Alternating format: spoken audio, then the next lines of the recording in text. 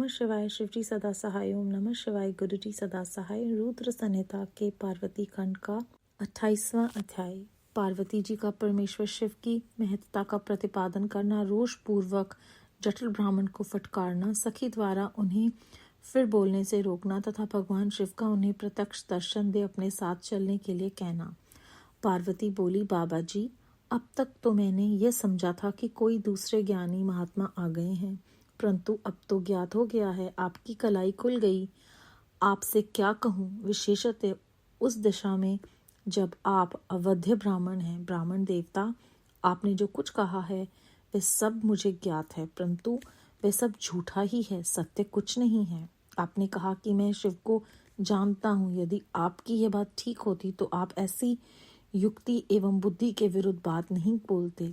यह ठीक है कि कभी कभी महेश्वर अपनी लीला शक्ति से प्रेरित हो तथा कथित अद्भुत वेश धारण कर लिया करते हैं, परंतु वास्तव में वे साक्षात परब्रह्म परमात्मा है। उन्होंने स्वेच्छा से ही शरीर धारण किया है। आप ब्रह्मचारी का स्वरूप धारण कर मुझे ठगने के लिए उद्यत हो यहाँ आए हैं और अनुचित एवं असंगत युक्तियों का सहारा ले छल कपट से युक्त बातें बोल रहे हैं। मैं भगवान शिव के स्वरूप को भली भांति जानती हूँ, इसीलिए यथा योग्य विचार करके उनके तत्व का वर्णन करती हूँ। वास्तव में शिव निर्गुण ब्रह्म है, कारणवश सगुण हो गए हैं।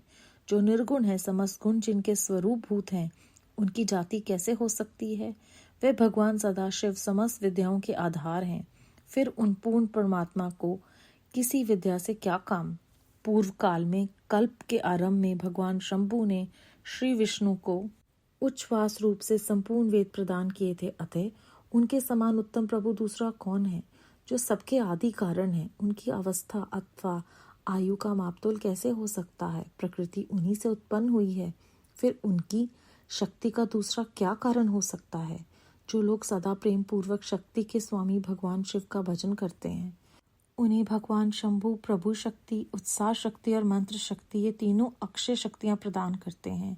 भगवान शिव के भजन से ही जीव मृत्यु को जीत लेता है और निर्भय हो जाता है। इसीलिए तीनों लोकों में उनका मृत्युंजय नाम प्रसिद्ध है। उन्हीं के अनुग्रह से विष्णु विष्णु तत्व को, ब्रह्मा ब्रह्मत्व को और देवता देवतत्व को प्राप्त हुए हैं। शिव जी का पक्ष लेकर बहुत बोलने से क्या लाभ? वे भगवान स्वयं ही महाप्रभु हैं। कल्याण रूपी शिव के ही सेवा से यहाँ कौन सा मनोरथ सिद्ध नहीं हो सकता? उन महादेव जी के पास किस बात की कमी है जो वे भगवान सदाशिव स्वयं मुझे पाने की इच्छा करें? यदि शिव की सेवा न करें तो मनुष्य 7 जन्मों तक दरिद्र होता है और उन्हीं की सेवा से सेवक को लोक में कभी नष्ट न होने वाली लक्ष्मी प्राप्त होती है। जिनके सामने 8 सिद्धियां नित्य आकर सिर नीचा किए इस इच्छा से नृत्य करती हैं कि वे भगवान हम पर संतुष्ट हो जाएं, उनके लिए कोई भी हितकर वस्तु दुर्लभ कैसे हो सकती है? यदि भी यहाँ मांगलिक कही जाने वाली वस्तुएं शंकर का सेवन नहीं करती, तथापि उनके स्मरण मात्र से ही सबका मंगल होता है। जिनकी पूजा के प्रभाव से उपासक की संपूर्ण कामनाएं सिद्ध हो जाती हैं, सदा निर्विकार रहने वाले उन परमात्मा शिव में विकार कहाँ से आ सकता है? जिस पुरुष के मुख पर निरंतर शिव ये मंगलमय नाम निवास करता है, उसके दर्शन मात्र से ही अन्य सब सदा पवित्र होते हैं। जैसा कि आपने कहा है, वह चिता का भस्म लगाते हैं, परंतु यदि उनका लगाया हुआ भस्म अपवित्र होता है तो उनके शरीर से झड़कर गिरे हुए उस भस्म को देवता लोग सदा अपने सिर पर कैसे धारण करते हैं? अतः शिव के अंगों के स्पर्श से अपवित्र वस्तु भी पवित्र हो जाती है। जो महादेव सगुण होकर तीनों लोकों के कर्ता भर्ता और हर्ता होते हैं तथा निर्गुण रूप में शिव कहलाते हैं, वे बुद्धि के द्वारा पूर्ण रूप से कैसे जाने जा सकते हैं? परब्रह्म परमात्मा शिव का जो निर्गुण रूप है, उसे आप जैसे वह मूर्ख लोग कैसे जान सकते हैं? जो दुराचारी और पापी हैं, वे देवताओं से बहिष्कृत हो जाते हैं। ऐसे लोग निर्गुण शिव के तत्व को नहीं जानते। जो पुरुष तत्व को ना जानने के कारण यह शिव की निंदा करता है, उसके जन्म भर का सारा संचित पुण्य भस्म हो जाता है। आपने जो यहाँ अमित तेजस्वी महादेव जी की निंदा की है और मैंने जो आपकी पूजा की है, उससे मुझे पाप की भागिनी होना पड़ा है। शिवद्रोही को देखकर वस्त्र सहित स्नान करना चाहिए। शिवद्रोही का दर्शन हो जाने पर प्रायश्चित करना चाहिए। इतना कहकर पार्वती जी उस ब्राह्मण पर अधिक रुष्ट होकर बोली, अरे रे दुष्ट, तूने कहा था कि मैं शिव को जानता हूँ, परंतु निश्चय ही तूने उन सनातन शिव को नहीं जाना है। भगवान रुद्र को तू जैसा कहता है वह वैसे ही क्यों न हो, उनके जैसे ही बहुसंख्यक रूप क्यों न हो। सत्पुरुषों के प्रियतम नित्य निर्विकार वे भगवान शिव ही मेरे अभिष्टम देव हैं। ब्रह्मा और विष्णु भी कभी उन महात्मा हर के समान नहीं हो सकते। फिर दूसरे देवताओं की तो बात ही क्या है, क्योंकि वे सदैव काल के अधीन हैं। इस प्रकार अपनी शुद्ध बुद्धि से तत्वतः विचार कर मैं शिव के लिए वन में आकर बड़ी भारी तपस्या कर रही हूँ। वह भक्तवत्सल सर्वेश्वर शिव ही हम सबके परमेश्वर हैं। दीनों पर अनुग्रह करने वाले उन महादेव को ही प्राप्त करने की मेरी इच्छा है। ब्रह्मा जी कहते हैं, नारद ऐसा कहकर गिरिराज नंदिनी गिरिजा चुप हो गई और निर्विकार चित्त से भगवान शिव का ध्यान करने लगी।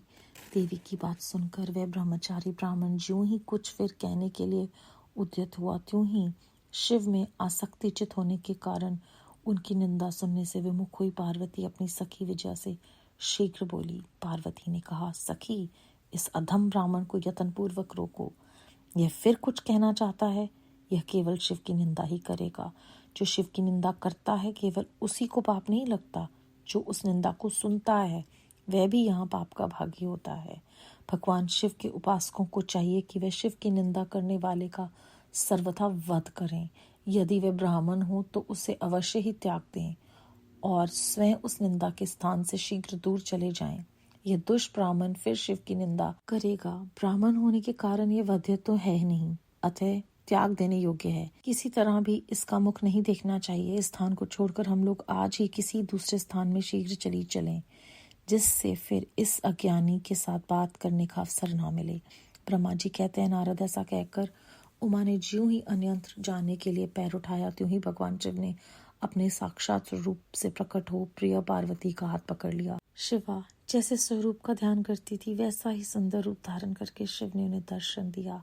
पार्वती ने लज्जावश अपना मुंह नीचे की ओर कर लिया। तब भगवान शिव उनसे बोले, प्रिय, मुझे छोड़कर कहाँ जाओगी? अब मैं फिर कभी तुम्हारा त्याग नहीं करूंगा। मैं प्रसन्न हूँ, वर मांगो। मुझे तुम्हारे लिए कुछ भी अतः नहीं। देवी, आज से मैं तपस्या के मोल खरीदा हुआ तुम्हारा दास हूँ। तुम्हारे सौंदर्य ने भी मुझे मोह लिया है। अब तुम्हारे बिना मुझे एक क्षण भी युग के समान जान पड़ता है। लज्जा छोड़ो, तुम तो मेरी सनातन पत्नी हो। गिरिजा नंदिनी महेश्वरी, मैंने जो कुछ कहा है उस पर श्रेष्ठ बुद्धि से विचार करो। सुस्थिर चित्त वाली पार्वती, मैंने नाना प्रकार से तुम्हारी बारंबार परीक्षा ली है। लोक लीला का अनुसरण करने वाले मुझ स्वजन के अपराध को क्षमा कर दो। शिवे, तीनों लोकों में तुम्हारे जैसी अनुरागिणी मुझे दूसरी कोई नहीं दिखाई देती। मैं सर्वथा तुम्हारे अधीन हूँ। तुम्हारी इच्छा पूर्ण हो। प्रिय, मेरे पास आओ। तो मेरी पत्नी हो और मैं तुम्हारा वर हूँ। तुम्हारे साथ में शीघ्र ही अपने निवास स्थान उत्तम पर्वत कैलाश को चलूंगा। ब्रह्मा जी कहते हैं, देवादिदेव महादेव जी के ऐसा कहने पर पार्वती देवी आनंद मग्न हो उठी। उनका तपस्या जनित पहले का सारा कष्ट मिट गया। मुनि श्रेष्ठ सती साध्वी पार्वती की सारी थकावट दूर हो गई, क्योंकि परिश्रम फल प्राप्त हो जाने पर प्राणी का पहले वाला सारा श्रम नष्ट हो जाता है। अध्याय 28 समाप्त। इस अध्याय में पार्वती जी द्वारा जो भी शिवजी महाराज जी का व्याख्यान हुआ है उसमें हम सबको अपने अपने उत्तर मिले हैं। जो भी हमारे मन में उनके बारे में और जानने की इच्छा थी वो विस्तार पूर्वक पार्वती देवी जी बताती हैं और साथ में ये भी कहती हैं कि उन्हें जानना असंभव है, उन्हें हम जान ही नहीं सकते। उन्होंने कारणवश सगुण होकर अपनी इच्छा से ही शरीर धारण किया है, ये उनकी लीला है। वे अद्भुत वेश इसलिए धारण करते हैं क्योंकि उनके अंदर लीला की जो शक्ति है और उनका जो उद्देश्य है उसे वो पूरा करते हैं। और उनके स्वरूप को भलीभांति मैं जानती हूँ, वो निर्गुण है। और जो निर्गुण है, जिनके अंदर समस्त गुण है, जो पूरे ब्रह्मांड के गुणों में को अपने अंदर लेके रखते हैं, उनके गुणों को हम कैसे जान सकते हैं? जो पापी हैं उनको तो वैसे ही उनके गुण समझ में नहीं आएंगे, क्योंकि ये उन्हीं की माया की रचना है। इसके बाद वो ये भी बताते हैं कि जो भी शिव जी का भजन करता है उन्हें प्रभु शक्ति, उत्साह शक्ति और मंत्र शक्ति, ये 3 शक्तियां परमात्मा देते हैं। उनके भजन से जीव मृत्यु को जीत लेता है और निर्भय हो जाता है, इसीलिए उन्हें मृत्युंजय भी कहा गया है। उसके बाद बहुत महत्वपूर्ण बात जो हमें 2 बार ही यहाँ पर इस अध्याय में परमात्मा सुना रहे हैं, वो कहते हैं कि किसी भी कारण शिव की निंदा नहीं करनी चाहिए। शिव जी के उपासकों को चाहिए कि जो उनकी निंदा करता है तो उनका वध ही कर दें। दूसरा वो कहते हैं कि अगर वो ब्राह्मण है तो उन्हें त्याग दें, और तीसरा उस स्थान से दूर चले जाएं। हमें शिवजी महाराज की निंदा नहीं सुननी, और गुरु महाराज ने तो हमें ये कहा है कि निंदा तो दूर ही रहना है निंदा से।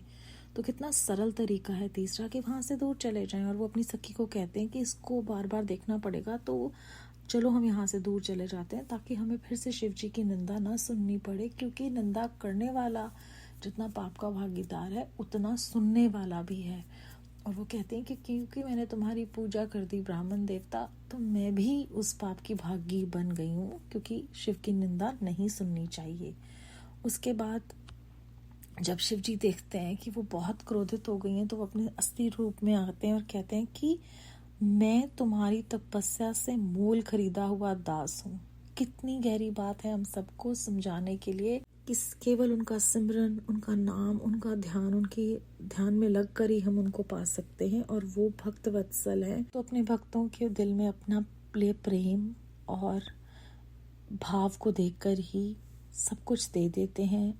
जो दे है वो तो देते हैं, अदे भी देते हैं। इसीलिए गुरु महाराज हमें प्रेरित करते हैं कि कुछ मांगो नहीं, वो तो स्वयं ही आपको वो दे देंगे जो आपके लिए सर्वोत्तम है। बेअंत शुक्राना गुरु जी महाराज, बेअंत शुक्राना। ओम नमः शिवाय। शिव जी सदा सहाय। ओम नमः शिवाय। गुरु जी सदा सहाय।